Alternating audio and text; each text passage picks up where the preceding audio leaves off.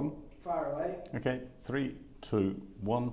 Hello and welcome to another Times Radio question and answer. Now today we're answering comments from our channel members on our frontline episodes and other videos about the war in Ukraine and its impact on the world stage.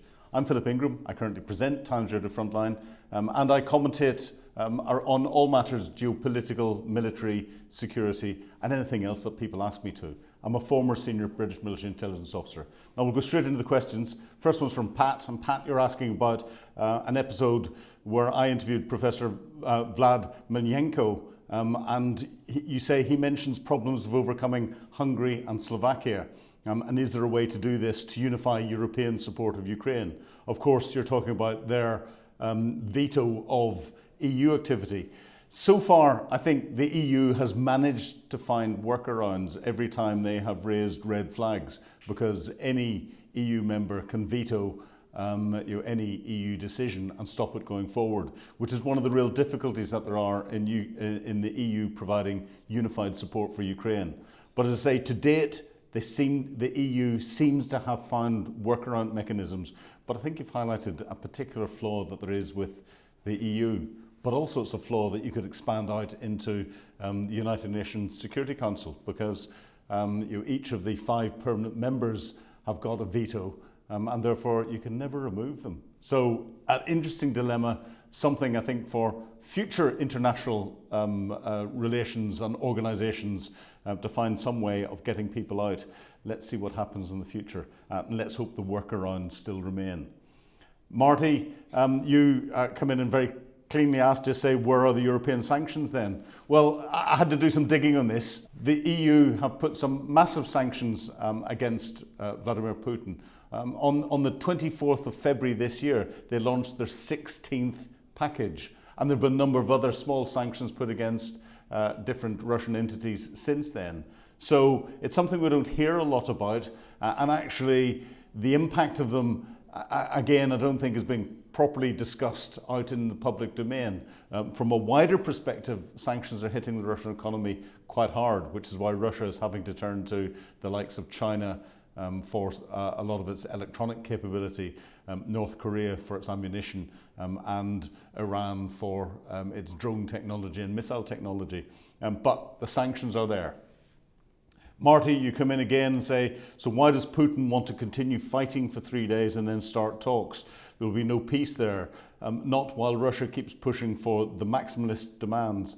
You put this in anticipating Putin's call for talks between Zelensky and himself in Turkey.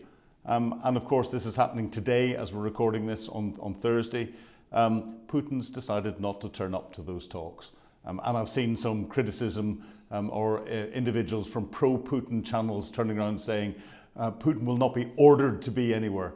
Hey, pro-Putin channels, Putin asked for the talks in Turkey and Zelensky turned up. Putin's clearly running scared. Zelensky's playing a masterstroke here. Astro comes in with the next point. If Zelensky took even a tiny fraction of the bribe Trump is proposing to take from Qatar, would it be called corruption or would he be admired by Witkoff? I don't think what Trump is getting from Qatar could be described as a bribe in any way. It's not clear, and I think you're referring to this 747 that may or may not be used as Air Force One. I don't think it can be used as Air Force One. And looking at the reports on the actual aircraft that's there, it's not from the Qatari state. It's owned privately by the leader of Qatar. And yes, of course, he's trying to buy influence with Trump. Personal influence, it's that very grey area for politicians between what's personal, professional, and everything else, and from a national perspective. Zelensky does, however, get accused of taking bribes and corruption and everything else. But that tends to be from the very active pro-Russian commentators that are out there and pro-Russian bot channels that then just amplify it. The naive believe it. Those that understand completely can go back and recognise what the reality is. And of course, we talk about this in detail with my interview with Professor Vlad. So well worth listening to that in totality, because we go into it in quite a bit of detail. Matthew, you come in with the next comment and you say, surely Putin cannot win through brute force and needs to know that everyone else knows that.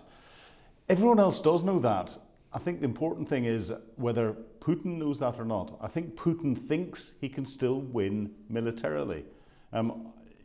If he hasn't realized that that's just not working, but the fact that he was defeated militarily in his initial objectives of trying to take Kyiv, to topple the Zelensky government and to put a puppet government in place. He was defeated in Kherson and Kharkiv as his troops were pushed out of there, and he's had to focus on the east. And his troops have only managed to advance very short distances given the number of resources he's put in there. In over 3 years, the Ukrainians, a much smaller military on paper, have held them back. But Putin, I think, in his mind, still thinks that he can win. That's what the problem is. Everyone else, or certainly those that understand warfare, know that that can't happen. And of course, Zelensky said that he cannot take that territory back by military force alone, and has recognised that. And that's gone into some of the peace proposals that he has put out beforehand. Nick, you come in and say, friend of Times Radio, on this occasion on a different platform, Michael Clark, opinion that Putin lacks the material or manpower to continue a siege of Ukraine beyond 2026. If he's right, negotiations might be Putin's second best option. I know Michael Clark well. We have both on different channels been commentators, and I agree with him completely on this. Professor Michael understands it very well indeed. Putin, access to materiel is running out. His equipment that has been stored in outside storage bases that then has gone off to be refurbished to be put into the front line in Ukraine has run out, and there are very good satellite picture comparisons between what there was 3 years ago in a lot of these depots and what there is now, showing that it's not there.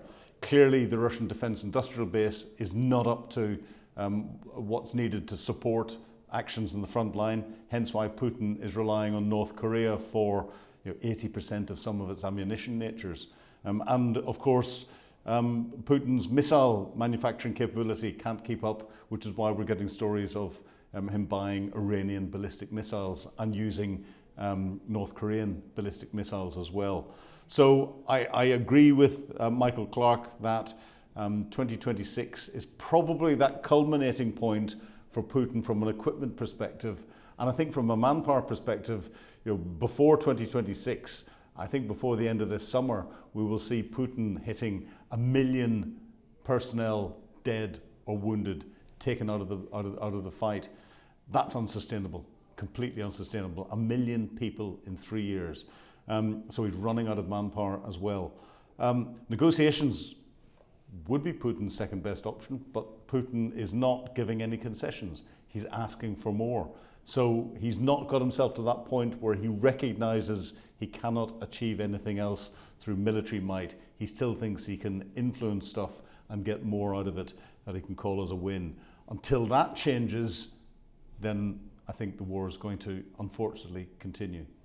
And then Anthony, a final question from you, or point from you. Interesting that Pakistan's Chinese fighter jets shot down India's French Rafale fighter jets. Moving on to that very brief conflict that there was between India and Pakistan around Kashmir.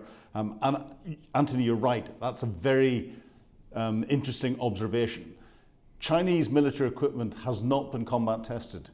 And this is the first time that we've got proper reports of Chinese military kit being tested against Western military kit, albeit being operated by third parties, Pakistan for the Chinese, India for the Western kit.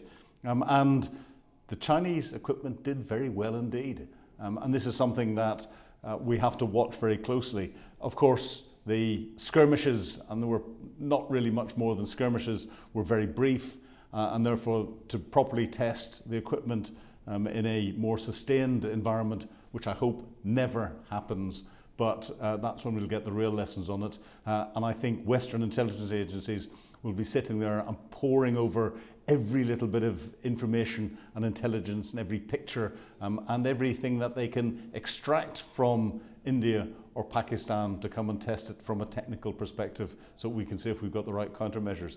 And of course the tactics that were used will be monitored very closely indeed as well. That little conflict was a huge intelligence gathering positive for the West. So that's all our questions and points this week. Thanks for watching this week's question and answer and for posting your questions. And remember, if you want access to our exclusive videos and get onto them early, please sign up for Times Radio membership. It also allows you to post your comments and ask me your questions, and we'll get them answered in due course. I'm Philip Ingram. Thank you and goodbye.